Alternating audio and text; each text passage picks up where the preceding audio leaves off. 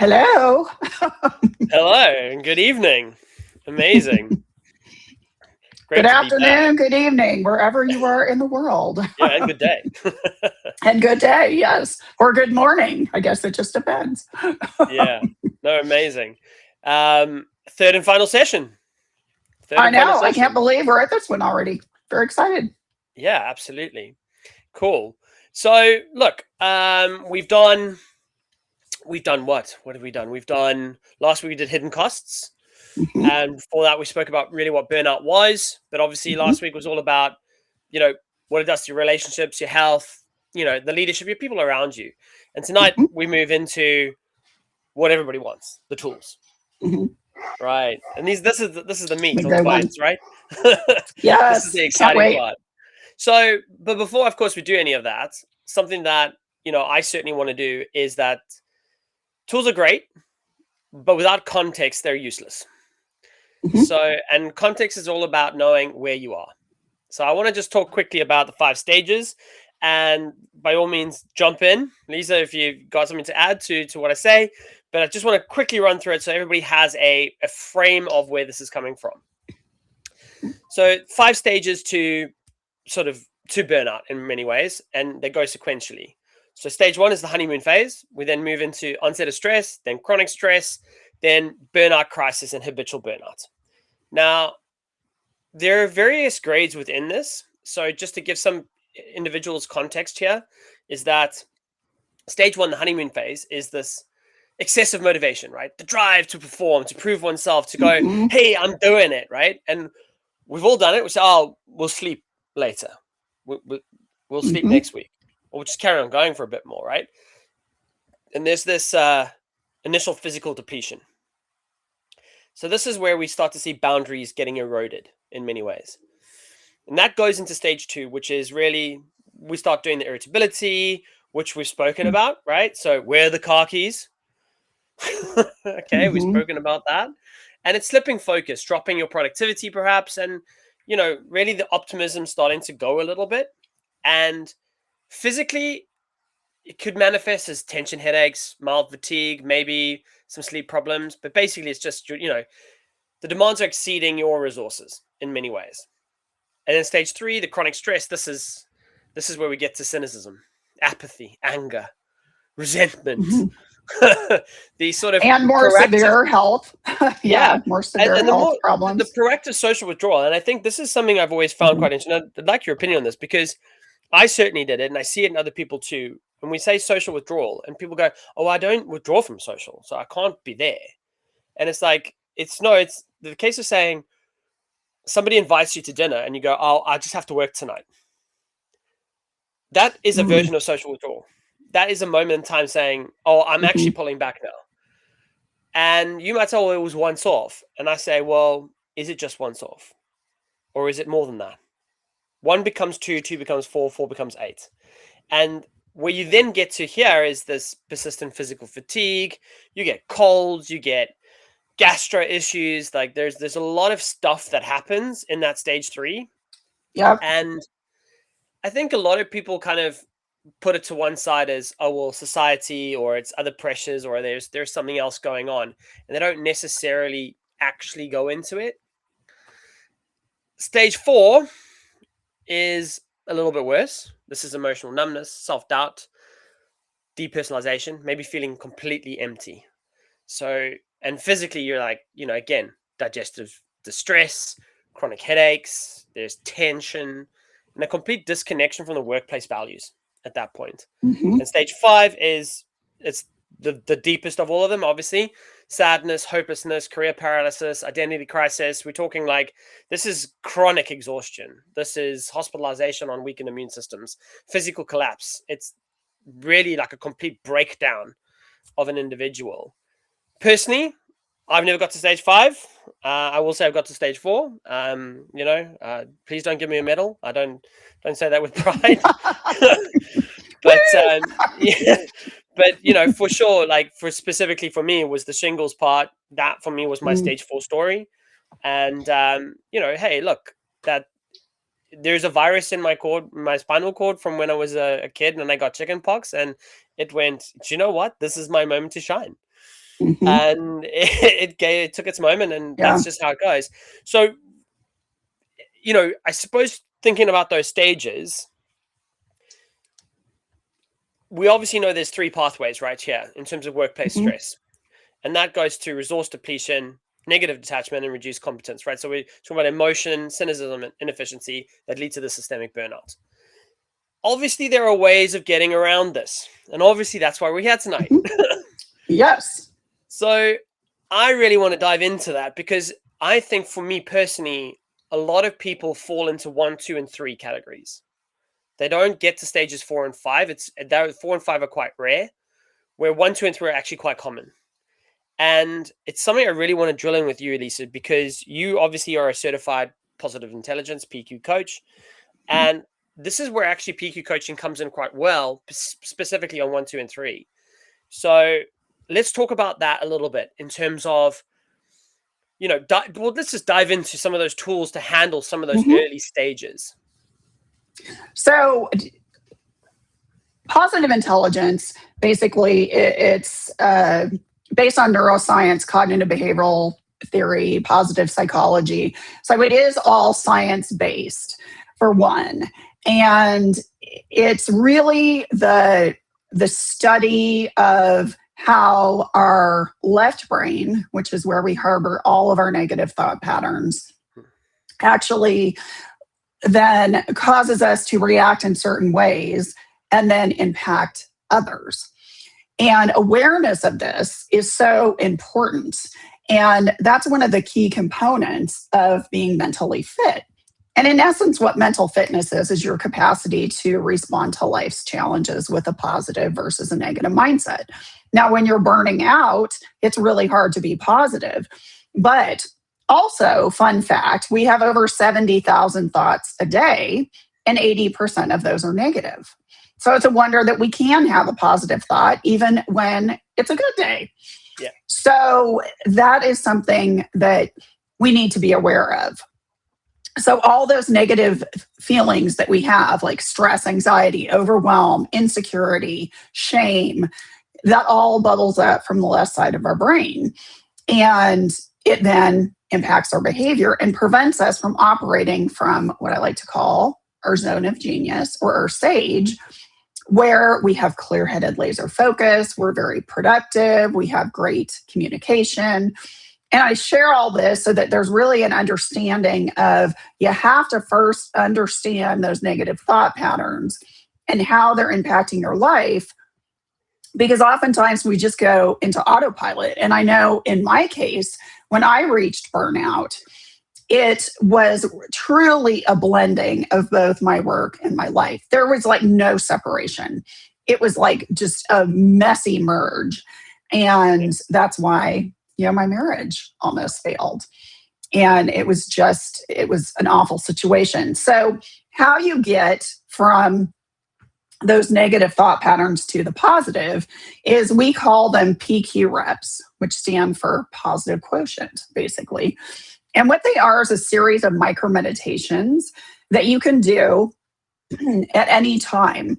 So if you are listening right now, what I would like you to do is do these with me so that you understand what they are. So you can engage your senses through sight. So I want you to look at something in front of you and just stare at it as if you've never seen it before.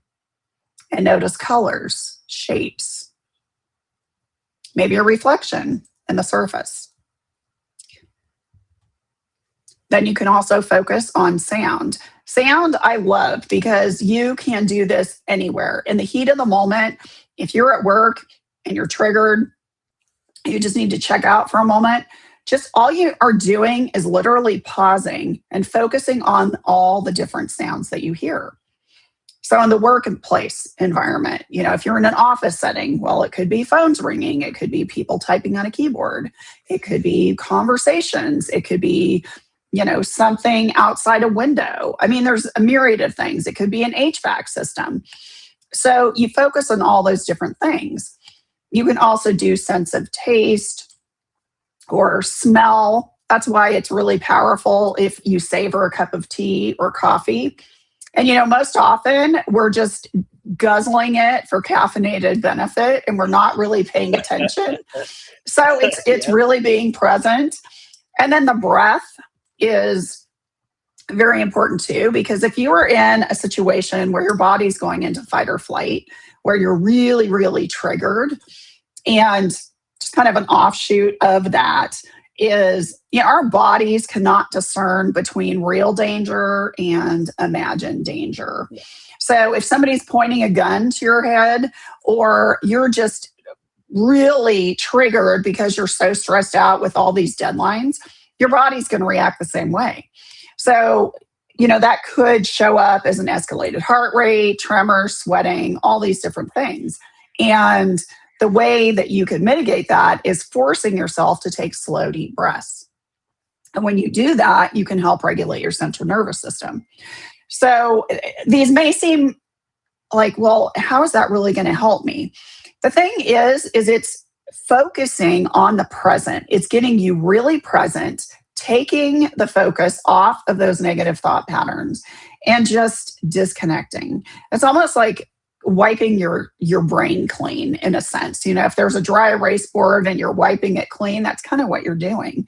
So then when you have that clean brain, then you can shift to a positive perspective. So Absolutely. that's part of it, but there's all different things. I mean, there's PQ reps you can do to get you to go back to sleep if you wake up in the middle of the night, and that's always a really popular one. But it's just learning to incorporate these throughout your day, so that, I like to rub fingertips together. Yeah. It's a really good one. And, you don't have to go around like this where people are thinking, oh my gosh, what's wrong with you? But, keep your hand in your pocket or what have you. But, Yeah. Notice like when you wash your hands, how does the water and the soap feel? Different sounds. So these are mental fitness exercises. Yeah, and I think the paced breathing is quite an interesting concept, and I think a lot of people may not understand the physiology behind this, because slowing and deepening your breath, right? It stimulates the vagus nerve, right? And that vagus nerve activates your parasympathetic nervous system, which is really all, your rest, your digest state. It's really about counterbalance to fight or flight, so realistically 2 to 3 minutes of paced breathing and dropping your heart rate will actually reduce your blood pressure. It reduces cortisol. Your heart rate variability improves. So realistically, actually, from a somatic perspective, there's a well-grounded scientific medical research that's been shown that this stuff does work. This isn't like, oh, some person's come up with something. It's real tangible things that biologically alter what's happening to you. And that in itself, so, and in many ways, that gives you the capacity to be able to think on that plane, to be able to create those thought patterns. Because I think a lot of people in those moments will go, oh, but I'm just so stressed. It's all really negative. Everything's really negative. I'm like, I get it. Take a moment to yourself, center yourself, create that space. And actually, you'll be able to give yourself the ability to create those things for you. And it's not easy. I mean, like, I'm going to put my hand up here and say, hey, listen, what Lisa's just described, everyone, it ain't easy. It takes reps. It takes practice. It takes getting it done. It's habits. Right? You have to form a PQ habit. Yeah. Absolutely. This is like, look, it might sound simple. It's really not, because actually it takes a lot of effort to get it done. And a lot of this stuff is about getting it done. So yeah, no, I love the paced breathing thing. I love that whole pulling it back down and all the rest. That's fantastic. Oh. So, okay. So we know about those things, obviously early stage, very highly accessible. We then sort of start to get to that, stage 3 to 4. So like now we're like blending stages together. And for me, like what I've seen, 2 to 4 in many ways is there's a lot of values alignment stuff going on here. And we need to almost talk about, I know we're going to talk about boundaries, But I think you and I could talk about boundaries for 8 Oh, hours, yes. which we won't do tonight, everyone. I promise you we just won't. you wait. No. But before we get into boundaries, I think, going into that is I want to talk briefly on energy management. And a lot of people might look at me and say, oh, it's a bit woo-woo. We're going down the road here. It's like, well, no, let me talk about energy management versus time management. Mm-hmm. And there's a great framework by Jim Lower and Tony Schwartz, and it's called the Corporate Athlete Framework. And it's all about reframing the conversation. So the concept in broad terms is that high performers don't manage time, they manage energy. And that is quite critical to the whole thing. And there are 4 types of energies that we would look at. So if you consider them in stages, you've got physical, emotional, mental, and spiritual. So physical, yeah, okay, fine. So we need to manage the physical energy. We're talking about sleep, nutrition, hydration, movement, right?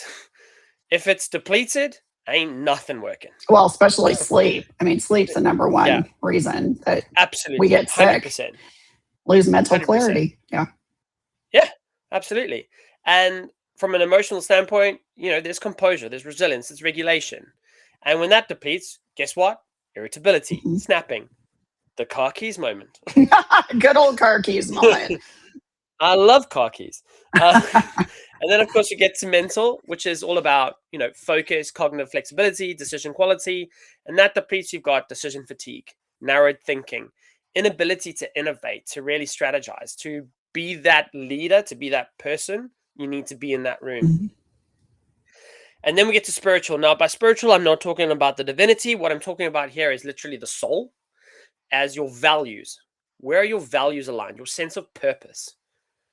Because if your values aren't aligned, if your sense of purpose is completely depleted, you start to say things like, and I wonder if anybody who's watching this can resonate with, I used to love this job. It's a hollow feeling, but it's a very real one. And I think it's one that is often overlooked. And so it's not so much going through the motions as it is just like, this is not great. This is really, really not great. Yeah. I have so many people that I talk to actually that are just what you described. It's that disconnection. And they went into their career loving or having a passion for what they were doing, and they were really good at it, and they're probably still skilled at it. But that misalignment with the corporate values, when there's not an alignment, you're going to be miserable because you're not going to feel seen, heard, and valued. That's just reality. It's just reality. Yeah, absolutely. Yeah. No, absolutely. And I think before we do boundaries and coming out of that sort of understanding those 4 levels, I just want to briefly touch on pre-framing as a prevention tool. Because I think a lot of people, when they walk into a situation, and I've certainly done it myself, I know you probably have too, Lisa, is that if we're going into a situation where we're not actually mentally ready for it, even if we think we are, it can crack around us. And so in principle, obviously, for anybody who doesn't really or hasn't really come across pre-framing before, this is about setting the mental context before you enter a situation. Mhm. So this isn't like, so you don't do it after everything's gone wrong. This is before it's gone wrong. And this is where PQ reps can come into play to get you grounded and centered so that you are ready and you have this positive mental charge to handle what is thrown at you. Absolutely. Yeah. So it ties really nicely into that. Mhm. So it's like that concept of before a difficult meeting, a hard conversation, a high pressure day. It's consciously making that decision of how you're going to show up. You're not going to react. I'm choosing deliberately to show up this way, right? And so we're not going to be thrown into cold water. We're going to choose to walk into the cold water, understanding that the water is going to be cold. And that's okay. We're fine with that. Yep. So, and it's all about sort of interrupting that automatic stress response, because if you're ready for it, if I was to tell to anybody, this is exactly what's going to happen in this meeting. You're going to walk in, they're going to say X, Y, and Z, A, B, and C. Do you think you're going to be more prepared or less prepared? And when I have this conversation with clients, they go, obviously more prepared. I'm like, okay, so this is pre-framing. right? If you know it's going to be tough, guess what? Tell yourself it's going to be tough. Practically, it could sound like, hey, listen, and people go, oh, but it's crazy talking to yourself. Yeah, it could be, or it could be really good for you. Well, it kind of goes into along the lines of what professional athletes do. Before they perform, every single they envision the play. They envision that they're doing it. They, exactly. they're winning at this thing. Yes, So, and that's exactly. what it is. It's really getting laser focused and eliminating distractions that can bring your energy down. And one thing I just want to mention really quick is, have you taken the time to really pay attention to how certain environments or people or streams of information influence your energy? I mean, if you have a huge presentation, you don't want to be watching the news. Don't do that. No. Don't hang around in groups of Nope. people that all they do is bitch and moan. I mean, that's not productive. And I'm not saying you can't discuss challenges, but let's be proactive about it and let's not turn it into this griping session. So it's just being mindful of, what environments or situations are creating a negative energy. And then when you need to perform at your utmost, exactly what you're saying, reframe. Yeah. And a great sentence. And I appreciate this is going to come across as unbelievably simple to a lot of people. And for anybody who is listening who goes, that's way too simple, my challenge to you is try it. Just try it.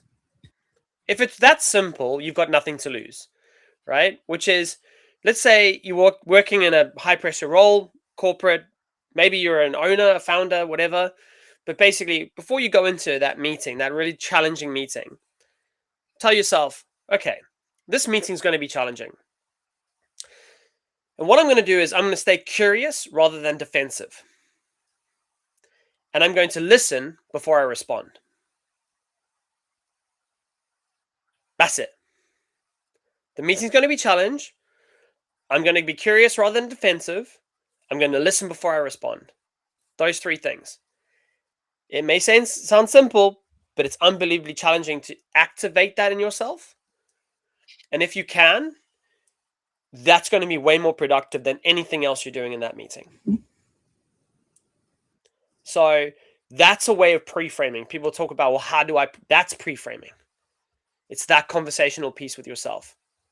I accept what is. Mm-hmm. I know that I'm naturally going to go this way, so I'm not going to go that way. I'm going to go the other way. Mm-hmm. And then I'm going to do something that I know is important rather than what people expect of me. Unbelievably powerful. And on that, I'd then like to go into boundaries, though, because obviously I appreciate, we're 23 and we're going to talk a little bit longer tonight because boundaries are great. I love boundaries. Oh, they're awesome. Yes. I love boundaries because boundaries are just so, so great. And before we dive into boundaries, though, I would just love to just put some, let's call it boundary management theory into place. Because again, we talk about context, and I'm all about context. What can I say? Yes. I'm cursed with the context. But it's really important for people to understand you're going to sit in two types. Now, let me be very clear. Neither one is right, Mm-hmm. and neither one is wrong. It's just about accepting what is and what isn't. So you have to know your type first, because if there's misalignment with your type in the environment, it's going to cost you. Two types, segmenters and integrators. So people typically set one or two sides of this. If you're a segmenter, you need clear separation. So work is work, personal life is personal life. This is a person who doesn't like to mentally switch off from one to the other. It's like, it's got to be this or this.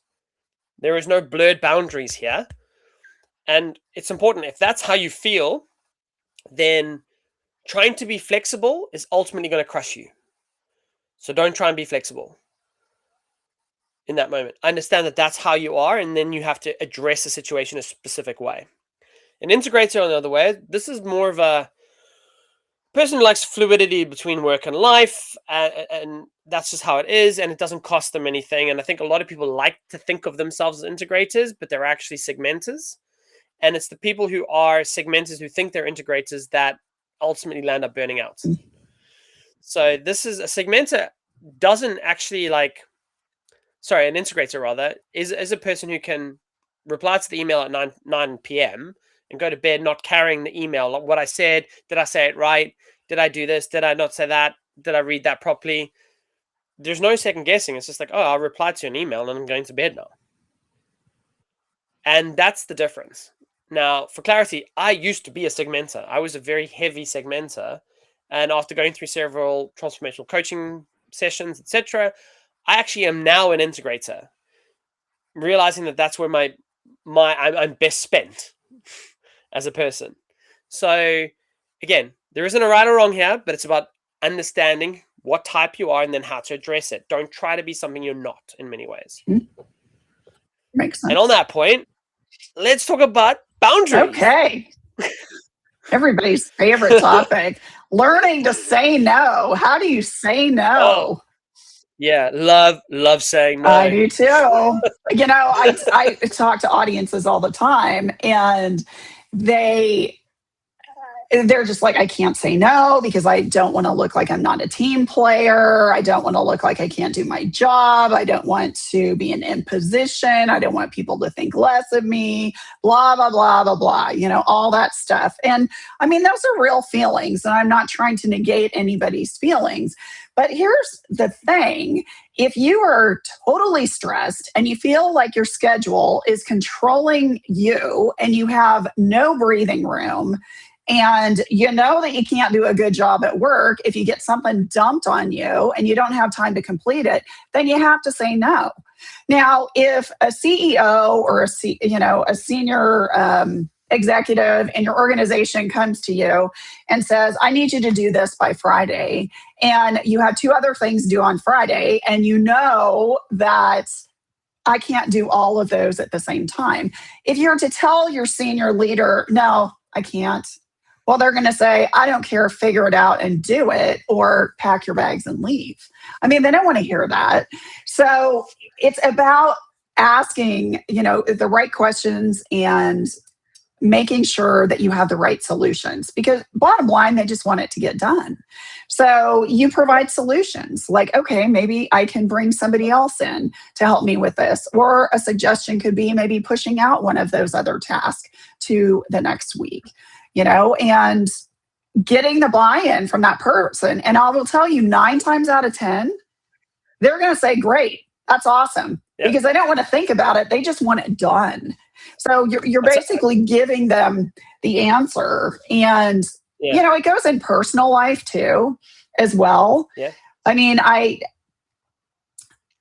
I'll use an example of, okay, so if you're nearing burnout and you're working 60, 70 hours a week and you're working late nights and you've decided, okay, there is one night that I just need to go home at a normal hour and just get some rest and see my family who I've forgotten what they look like. Or maybe, you're by yourself and it's like, I just need to go to bed. I'm exhausted.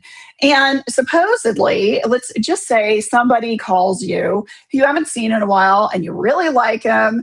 And you're like, oh gosh, yes, I do. It would be fun to go out with them. And 9 times out of 10, the people will go out with them. But if you're going to be exhausted and further depleted and your productivity is going to take a hit and you're not going to get any sleep, you have to say no. And you don't have to provide a dissertation. You don't have to apologize. Oh my gosh, do not apologize at all because you look weak. Don't say, oh, I'm so sorry. I can't. I want to come. Oh, I can't. You look indecisive. Just say, thank you for the invitation. I'm already committed. Yeah. And if that person comes back to you and says, oh, come on, sure you can, then you know what? They're not somebody you should be hanging out with anyways. And you could even say, okay, can I take a rain check? If that makes you feel better. But by all means, do not give a dissertation as to why you can't. They don't want to hear it. They don't want to hear it. No. No. And absolutely. if you're Nobody feeling wants to hear that. guilty, this is the biggest thing about why I hear people that don't do it is because, well, I feel guilty because I'm just Yeah. going home to binge watch Netflix in my pajamas. Okay, who cares? You're already committed to yourself, to your health and well being, and to completely disconnecting. That person doesn't need to know that. It's a commitment. And you should never apologize or feel guilty for putting yourself first. Okay, I'll get off my But you've hit soapbox. the nail on the head. But you've hit the nail on the head there, right? Why do we not want to put boundaries in place? Guilt. Guilt. Yeah. And And you know, people might fear not want to and hear guilt. that. Fear and guilt. Yeah, people might not want to hear that, and I appreciate that you might not want to hear that, but it is the reality. And look, it's driven from a place of safety as well, right? This is the other part. Like, people think guilt and fear are these negative emotions that drive this side of us, right? And okay, yes, they aren't great, right? Nobody likes feeling guilty, nobody likes feeling fear. But what is guilt and fear trying to do to you in that moment? What are they actively trying to do to you? Protect you, Hmm. right? So, because if I say yes, if I don't go down that path and I don't feel the guilt, then actually I'm doing something that feels right for me, and so it's actually a version of protection to make you feel that way so that you don't do it. Hmm.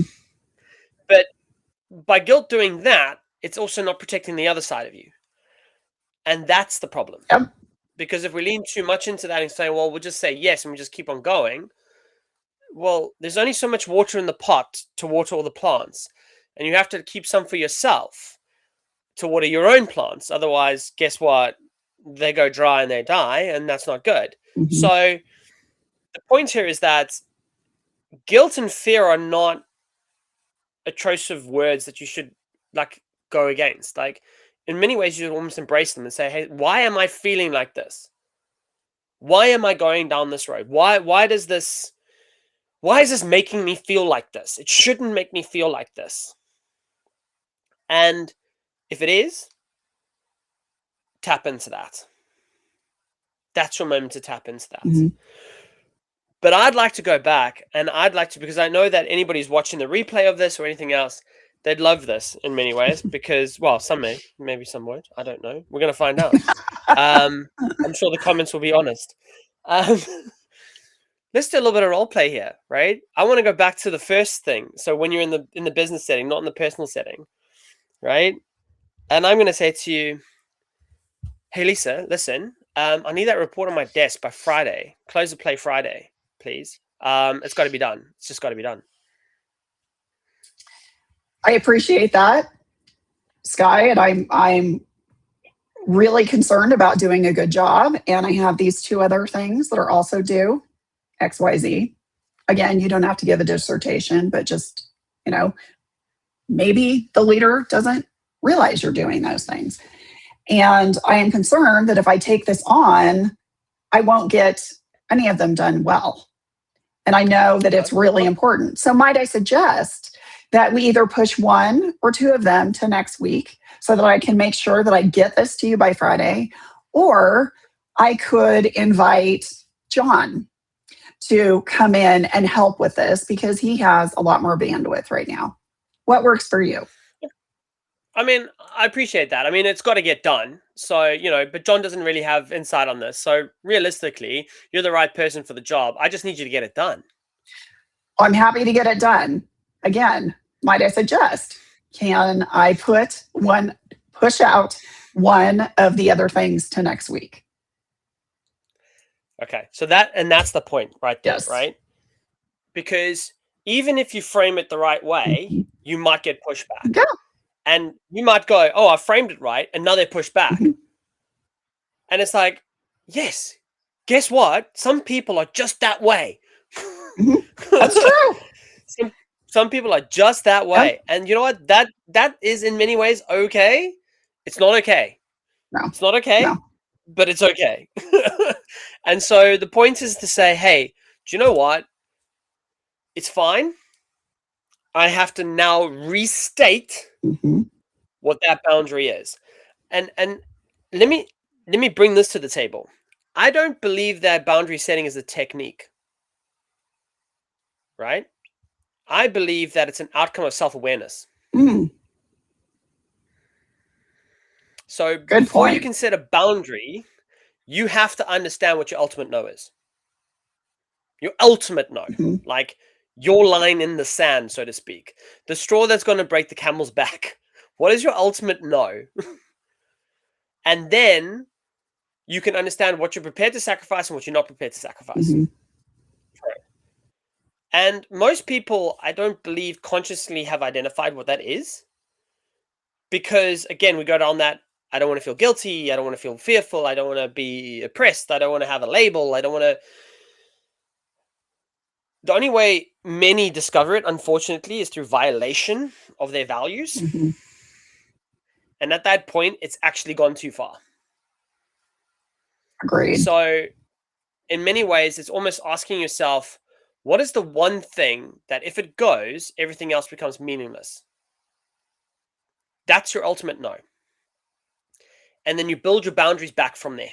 So you almost retro build them off the back of that. Because every yes simultaneously is a no to something else, Mhm. as we all know. Yep. And so the question is whether are you inadvertently saying no to something that matters more than what you're saying yes to? Yes. And almost always it does, and it is, and it is coming to grips with that. So look, I always, I do coach people in like boundary setting as a tool, which comes across as a technique. But really, for me, it is about making them self-aware as to like, what is your ultimate no, Mhm. man? Like, where we're at with this. Yeah. Like, what are you not prepared to do? Yeah. And a lot of How far times, does this? How far does? Hey, Alice, how far does the rabbit hole go? Like, well, it goes far. yeah. And, if it's ethical, then Yeah, absolutely that should be a priority.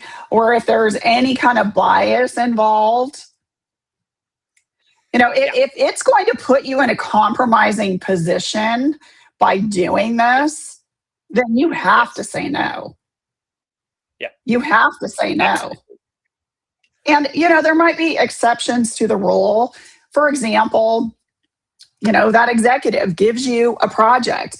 You're like, oh gosh, this is just gonna make me work even longer hours. But let's say this project is something that could give you maybe some great experience that could help you in the future.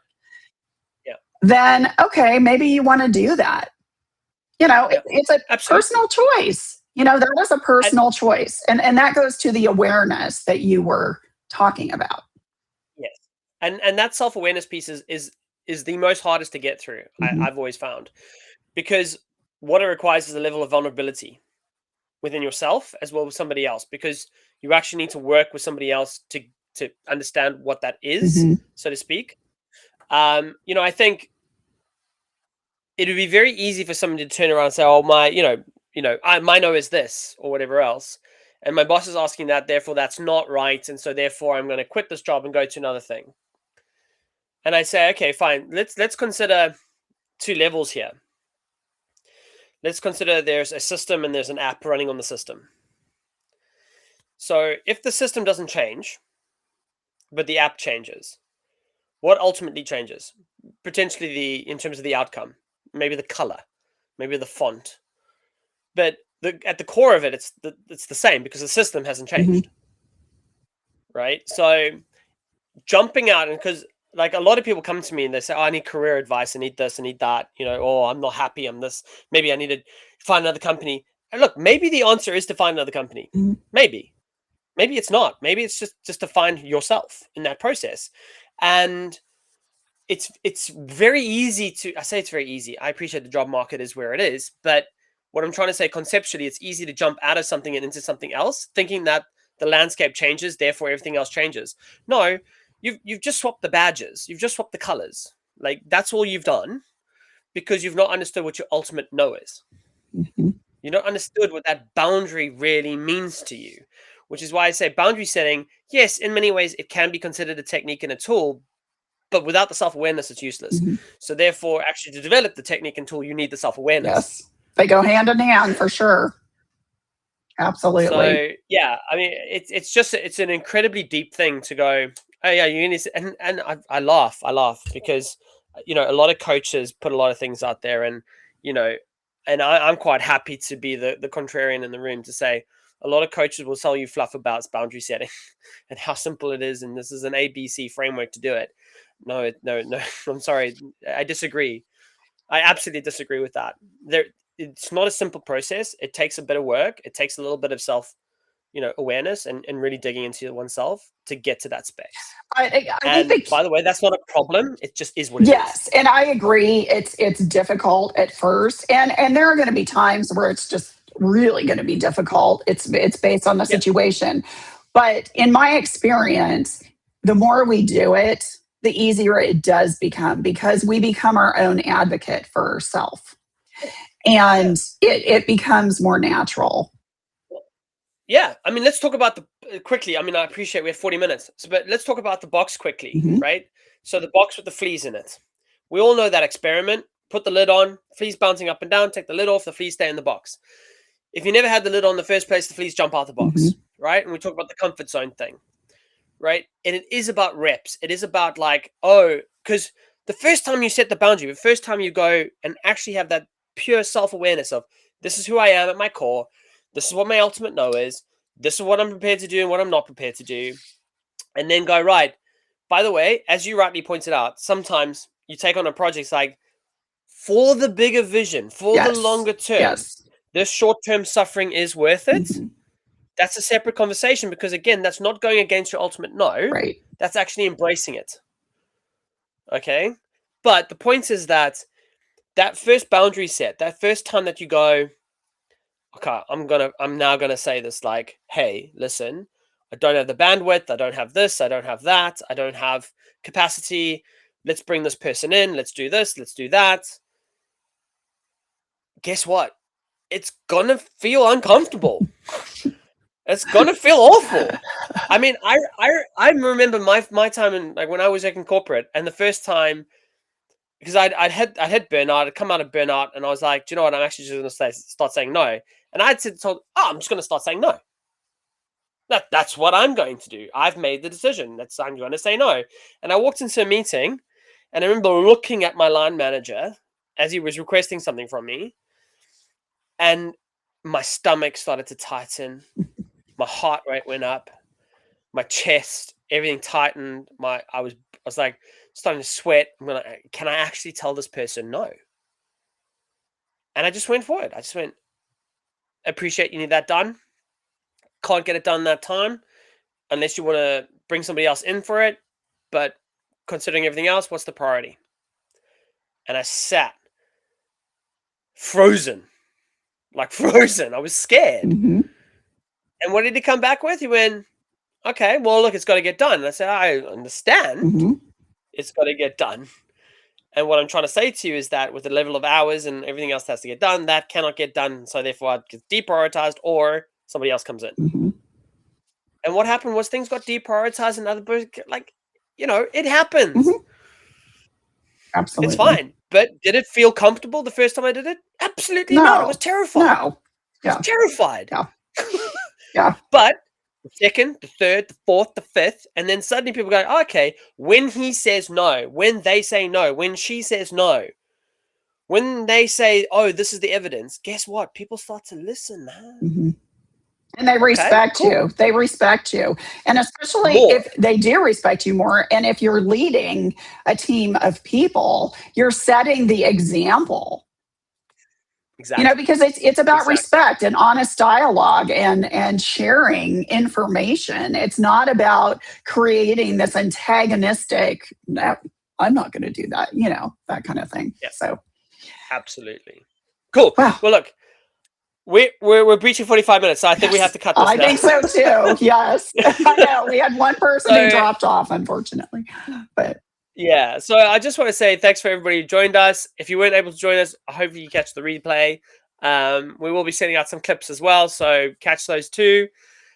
One point on this really is understanding that there is a very clear sort of defined line between coaching and clinical care. And if you are in a world of despair, please reach out to a professional. Yes. And because this is nothing to joke about. Burnout is real. It is it's diabolically real Mhm. in many ways. So let's name it, it is what it is. So if that's where you're at, get the diagnosis, get the dysfunction, and eradicate the danger, quite frankly, from 100%. that. 100%, because it can be preventable too. Yeah, absolutely. And so go find that support, and if you're not in that sort of 4 or 5, but you may be actually now resonating a little bit on 1, 2, and 3, hey, look, it doesn't have to be us, but go find support. 100%. Just find someone you can talk to, someone you can open to, 100%. and get that done that way. Yes. So whatever tool you choose, whatever person you choose, there's a sequence to everything in life. And I hope you find your way. Just understand that it takes time to build. It takes perseverance, but there is light at the tunnel. There really is light at the end of the tunnel. And don't skip the steps. Nope. All right. Well, this has been great. It's amazing. Yes. And if you want to put in the comments, if you did like these and there is a topic of discussion that you would be interested in hearing about, then please put it in the comments, because we are open to discussing other things and we would love your input. So until later, thank you. Awesome. Have a good evening. All right. Bye. See ya.